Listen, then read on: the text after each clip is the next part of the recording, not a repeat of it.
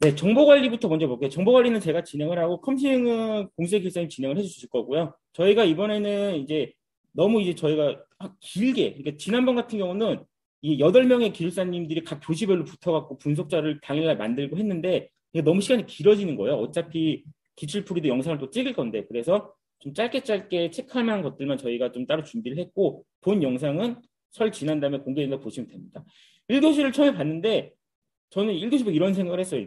인공지능 문제가 이번에 되게 많이 나오겠다. 알고리즘하고 너무 많이 나와서 막 준비가 좀 기간이 짧으신 분들이 고생 좀 하시겠다고 생각을 했는데 의외로 1교시 많이 나오고 그다음부터 안 나오더라고요. 그래서 보시면 요 동그라미는 뭐냐면 요거 선택하시지 않았을까 하는 거를 동그라미 쳐놨어요. 아, 내가 시험 치러 갔으면 한 요 정도 찍었겠다. 그리고 보면은 10개 정도 지금 찍어놨는데 이제 여기서 좀 선택을 안 하셨을 것 같은 문제들이 이제 메타 휴리스틱스 이런 것들 그다음에 의사결정남의 지니 지수랑 엔트로피 지수는 이 심화반에서 많이 했다고 하시더라고요. 근데 이제 요것도 좀 못 보실 수도 있겠다. 근데 네트워크 스캐닝 이런 것들 좀 생소할 수도 있으니까. 1번부터 보겠습니다. 정규분포 같은 거 보면은 특징을 쓰라 그랬잖아요. 그래서 뭐 좌우 대칭이다. 평균치 확률이 가장 높다. 종용이다. 이런 거 좀 써주시면은 좀 좋은 점수 받았겠죠. 그리고 메타 휴리스티스 같은 경우는 되게 추상화된 상위 기본 알고리즘이라고 보시면 될 것 같아요. 그래서 어떤 이제 보통 알고리즘 같은 것들이 굉장히 스페시픽하게 이제 적용이 된다면은 공통적으로 어디나 범용도 쓸 수 있게 설계된 알고리즘의 그 기초 뼈대라고 생각하시면 될 것 같습니다. 레이스 컨디션 이런 거 워낙 또 유명한 토픽이니까 이런 건 설명할 필요가 없고 이제 SNN 같은 경우는 스파이킹 같은 경우는 이제 생물학적인 뉴런의 구조를 따라가는 신경망인데 요것도 이제 그 2세대 좀 신경망으로 네, 슬라이드 쪽으로 보여달라는 말씀이 있어갖고 넘길게요 일단. 잠깐만 채팅창을 이쪽으로 옮겨놓고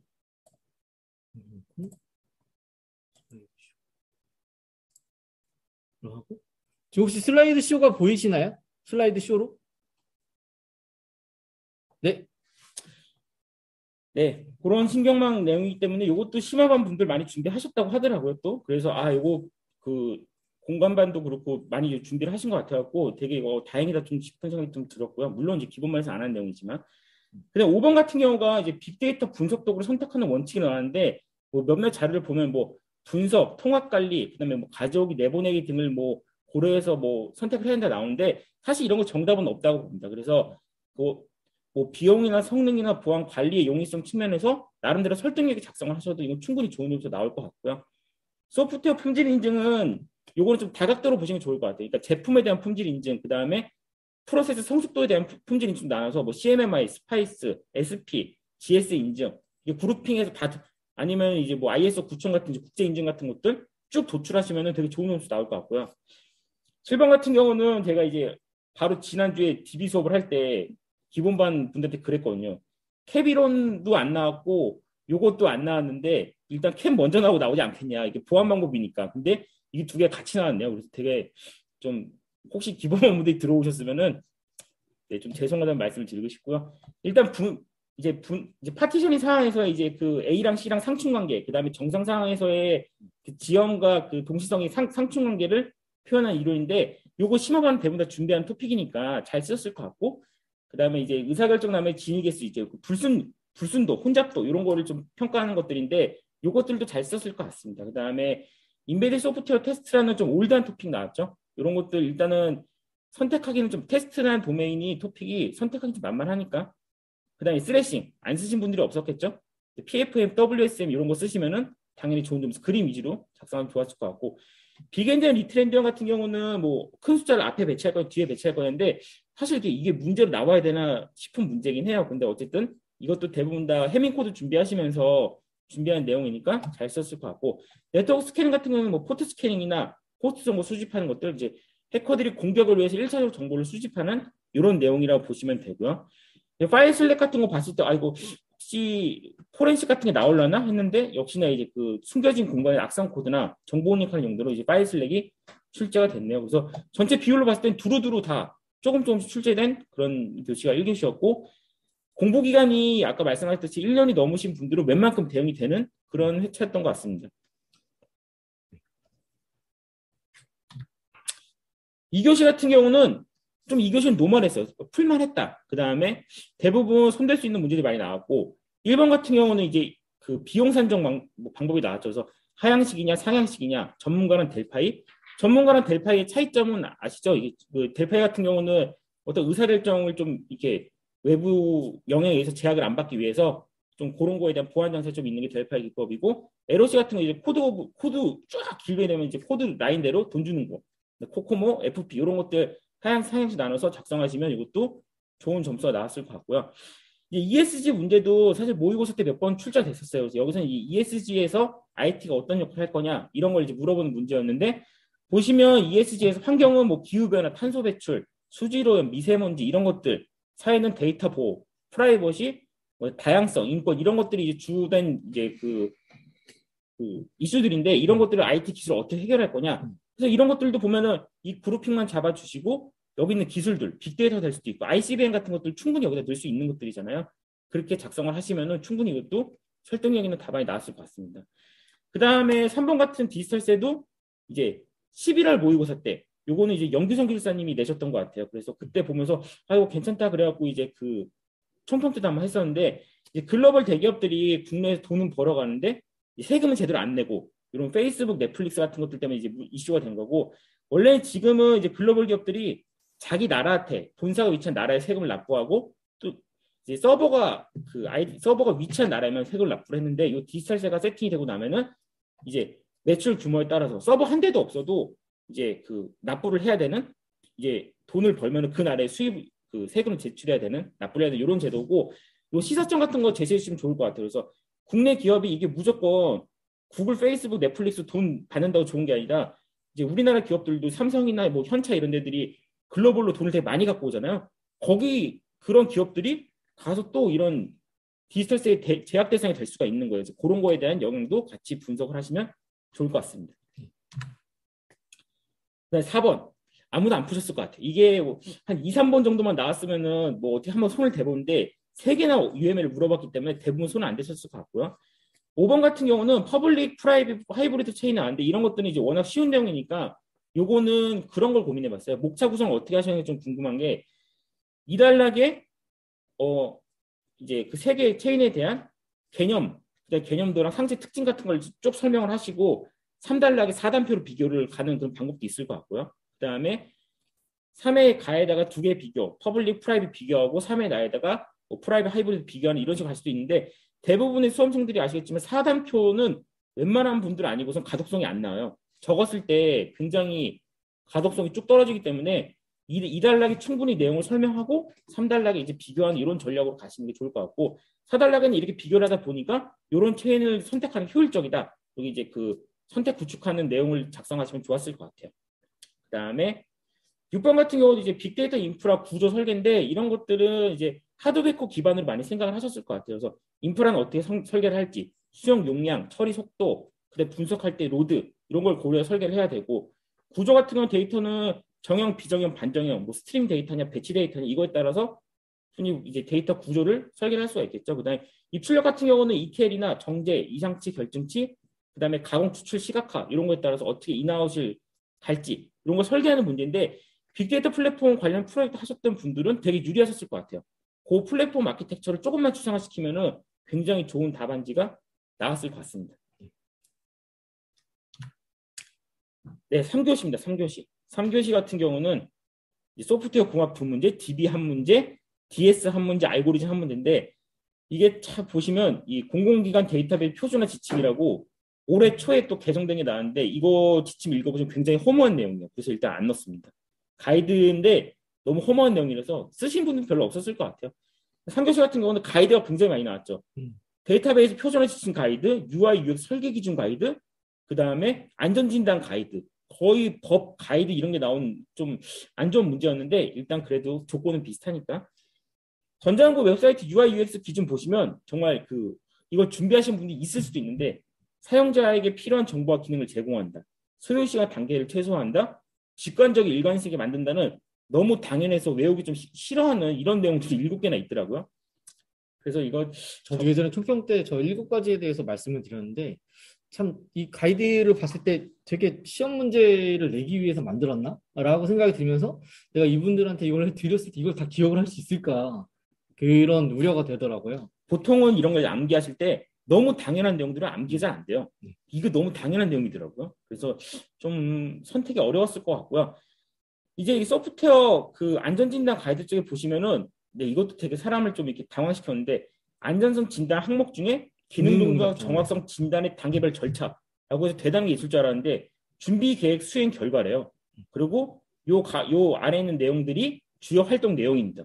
이것도 보면은 되게 또 너무 당연한 내용들이에요. 근데 대부분 이제 이런 것들을 뭔가 대단한 내용이 있을 거라 생각하고 포기하시는 분들이 많은데 어쩔 수가 없잖아요. 선택할 게 없으니까 일단 계획 분석 설계 구현 테스트처럼 프로젝트 일반적인 그 프로세스처럼 일단 잡고 들어가는 게 좋습니다. 그래서 반드시 이것도 풀어야 되는 문제였네요. 이번에도 가이드가 거의 대부분 그 출제가 되었는데 저희 반 뭐 비상반 해가지고 뭐 이렇게 해서 또 가이드를 또 모아서 한번 했었어요. 근데 거기서도 지금 나왔던 가이드 중에서 문제들이 많이 나왔는데 다 학습 못합니다. 다 학습 못하고 저희도 뭐 최대한 이런 부분들 준비를 해서 큐레이션을 하고 했음에도 불구하고 그런 부분들에 대해서 공부하시는 분들이 이걸 다 학습을 할 거라는 기대는 사실 다 하지를 못해요. 그래서 오늘 이게 가이드가 나왔을 때 웬만하면은 만약에 그가 한 문제만 있다. 그럼 그런 문제들은 준비가 안 되어 있으면 사실 좀 다른 문제를 선택을 하시거나 아니면 다른 문제 도전을 하시는 게 맞는데 오늘처럼 이렇게 했을 경우에는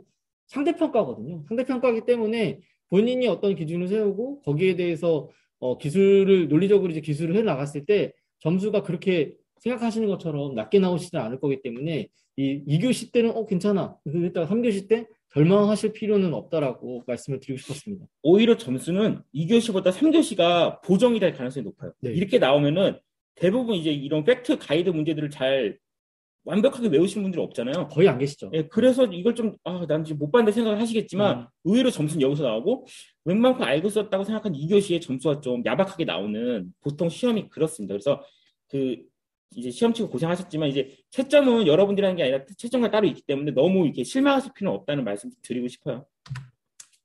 그 다음에 이제 4번, 다 선택하셨겠죠? 백인 부스팅, 자주 나오는 문제였는데 또 나왔죠. 그래서 백인 같은 경우 랜덤 샘플링, 그다음에 위크트리가 독립적으로 학습을 한다. 그다음에 병렬 학습 가능하다. 부스팅은 의존적이다. 이렇게 하고 직렬 학습하고 느리다 했는데 SGB 이후에는 개선됐다. 이런 내용도 써주시면은 좋았을 것 같고 요 5번도 대부분 푸셨을 거예요. 소프트웨어 아키텍처 평가. 그리고 저희가 보통 이제 샘, 에이탐, 시밤, 그다음에 아리드 이런 거를 왜 이제 준비를 하는데 요게 이제 예전에 나이파에서 나온 가이드가 있었어요. 그 가이드를 보면은 딱 시밤까지만 설명이 돼 있고 그 뒤에는 설명이 없습니다. 그래서 제가 이제 이거 이제 수업할 때도 딱 시반까지만 공부하면 되고 뒤는 어차피 안 나올 거다라고 했는데 역시나 이제 A탄까지만 나왔고요. 정방향 같은 경우는 이런 평가 기법을 써서 하는 게 정방향이고 역방향은 거의 역공학이랑 유사합니다.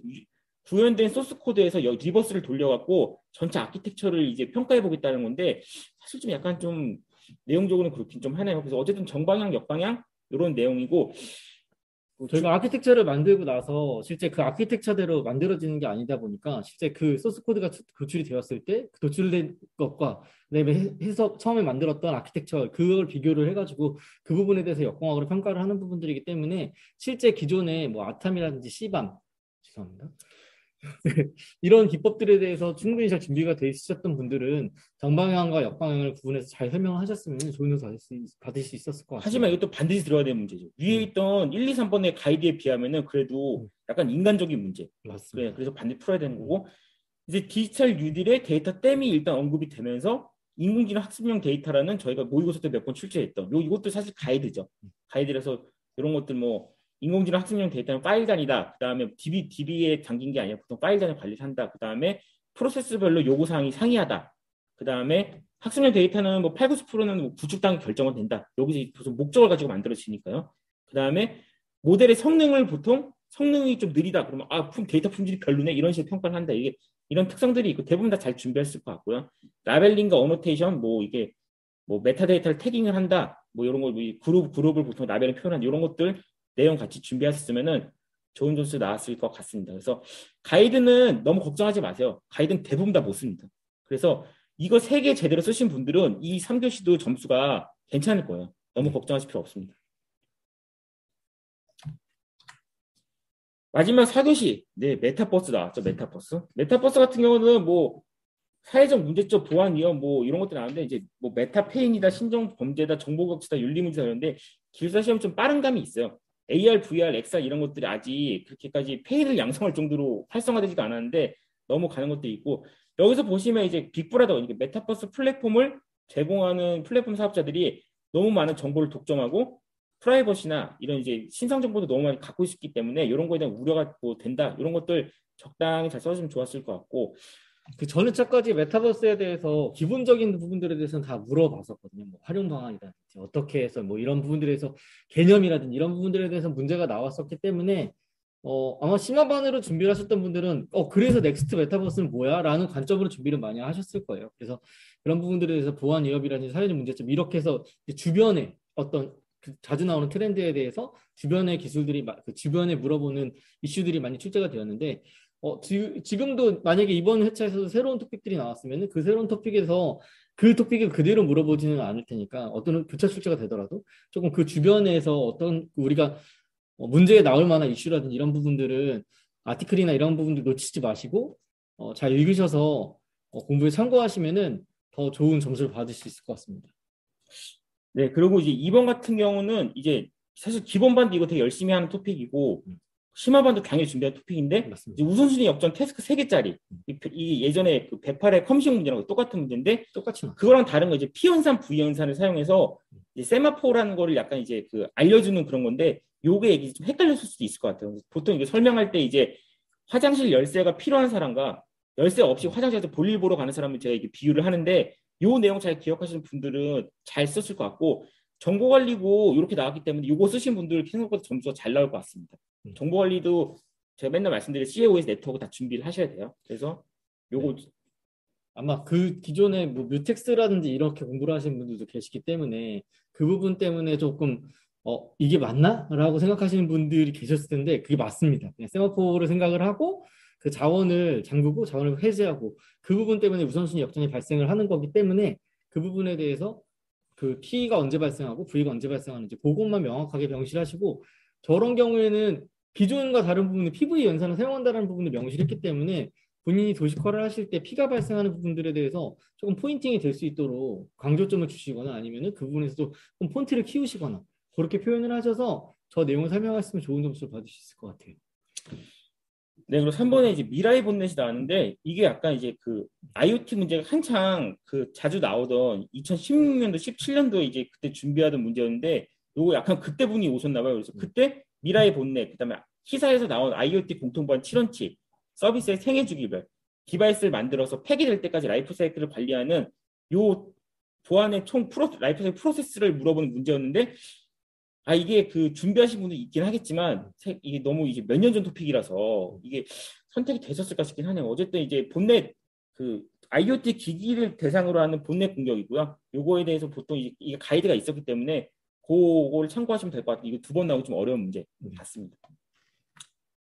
그 다음에 토르랑 VPN 나왔는데 보통 이제 보시면 이제 토르도 이제 다크웹이나 이런 것 때문에 준비하신 분들이 있었을 테고 VPN은 뭐 항상 준비하는 문제겠죠. 이 두 개 같이 나왔습니다. 그래서 같이 나온 이유는 VPN을 통한 토르 브라우저 접속으로 두 개를 엮어서 준비하시면 좋았을 것 같아요. 보통은 이런 문제들은 VPN과 토르가 되게 명확하게 대칭점이 있거나 아니면 두 개가 시너지가 나는 하이브리드 형태의 그런 기술이기 때문에 이 토르는 지리적인 위치는 제한을 우회할 수 있는 거고 VPN을 통해서 토르 네트워크를 사용한다면은 차단된 곳에서도 토르 브라우저 접근할 수가 있겠죠. 그 다음에 마지막에 뭐 토르에 대한 뭐 순기능, 역기능 이런 거 다 써주시면은 좋은 점수가 나왔을 것 같습니다.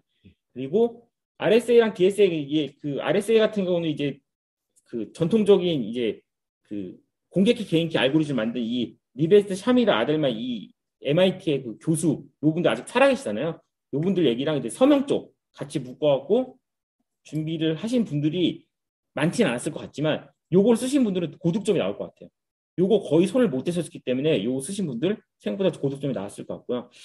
6번 문제를 보니까 아까 그 1교시에 파일 실렉처럼 이 그 포렌식을 내겠다가 마음먹은 분이 들어오신 것 같아요. 결국 포렌식 기법 중에서 파일 카빙 얘기를 물어봤고 파일 카빙의 네 가지 기법의 특징을 물어봤는데 파일 카빙이 종류가 여러 개입니다. 연속적 카빙이 있고 비연속 카빙이 있는데 이 내용들 같이 좀 참고를 하시면 좋을 것 같아요. 그래서 일단은 정보원이 제가 여기까지 진행하겠습니다. 아무래도 2교시형이기 때문에 RSA를 물어봤을 때 RSA 따로 DSA를 설명하는 게 아니라 어차피 RSA 알고리즘은 이제 소인수 분해 형식으로 해서 큰 수에 대한 소인수 분해가 어려운 그 부분에 대해서 그 활용한 알고리즘의 기반으로 이 RSA 기반의 DSA가 구현이 되는 그 흐름은 보여주시는 게 조금 점수를 받을 수 있었을 것 같고 VPN과 토르도 관계가 있잖아요. 그래서 VPN 같은 경우는 사실 우리가 그 보내는 사람과 그 소스와 데스티네이션을 알고 있는데 토르와 같은 소스와 데스티네이션을 알 수가 없죠. 그래서 그 부분에 대해서 차이점이라든지 기존 VPN과 토르의 차이점 이런 부분들도 명확하게 비교해서 보여주시는 게